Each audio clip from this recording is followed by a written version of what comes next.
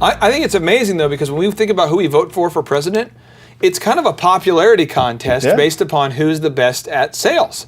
And whether it's a Republican or a Democrat, I mean, Ronald Reagan was a sensational sales person. He could influence anybody. He could get us excited about America again. And then President Obama, there's a lot of people that got energized about voting because he was just so, he was a lightning rod. He could influence people. Yeah. You don't see a lot of people who are president who are just, stating the facts and saying, you should vote for me because I have good values. But yet you see a lot of entrepreneurs who are trying to convince people to buy their products and services with that level of enthusiasm. Yeah.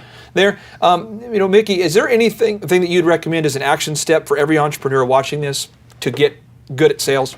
Step one is to learn to care about other people. Nobody cares about you till you care about them. And it's a game that I play. The next time you meet somebody new, ask them so many questions that the human element kicks in and they ask a question back. So, hey, Clay, how you doing?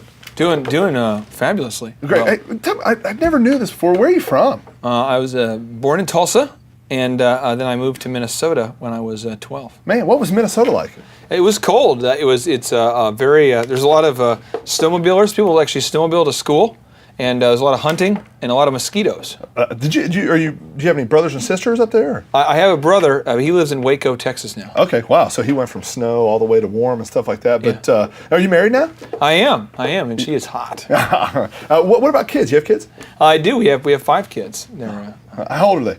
Well, our oldest would be 9, and we have twins right now. There are 3, so it's quite the spectrum. Is that a tough balance at home? Because right now, I mean, we've got 2, and we're thinking about another one. Is that tough? I mean, tell me what it's like. Well, it's like you're stepping on a toy every morning at 3 in the morning when I get up. I'm like, what is in my foot? And you're stepping on a toy, or someone's pooping in your bath. Nothing's sacred. Everything's getting broken and destroyed. So how do you balance work and life? I mean, I'm just trying to learn this right now because I love working hard. I love my family at home, but I know you're successful.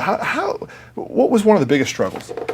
Well, gosh, I think just trying to provide for the family and gain sleep, and it's still a struggle, because without many kids, it's quite an overhead, and you want to take care of those kids, and so you kind of have to balance that. But how many kids do you have?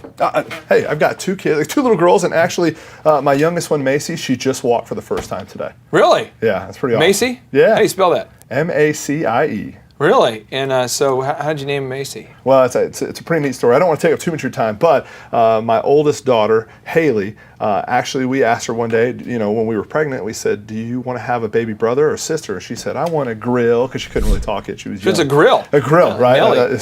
And we said, okay, well, what do you want her name to be? And we were nervous because she had a baby doll, and that baby doll's name was Buster.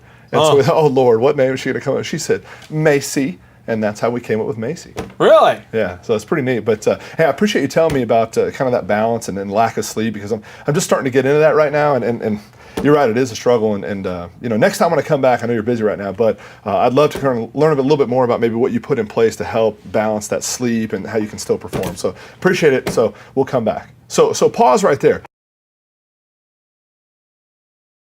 I asked so many questions. I found out where he grew up, if he had a sibling, where the sibling lives, if he's married, how many kids he has, what a struggle is, and I connected on an emotional level because I kept asking him questions. And finally he said, wait a minute, what about you? Do you have kids? Oh, thanks. That's your opportunity to then divulge what you want to that day. Have something set up, your go-to, to get on that emotional level. And so that's how we do it. I love it. Mickey, I know that you have a family. You have a lot of things you could be doing. You're also very ambitious. You actually host basketball games. Yeah. You're an announcer for basketball games on the NCAA level. And so I just want you to know, I know time is your most valuable asset, and I appreciate you being here to mentor thrivers. And I can't thank you enough for being here today. Thank you so much. I appreciate it. It's exciting things out there. Hey, take care.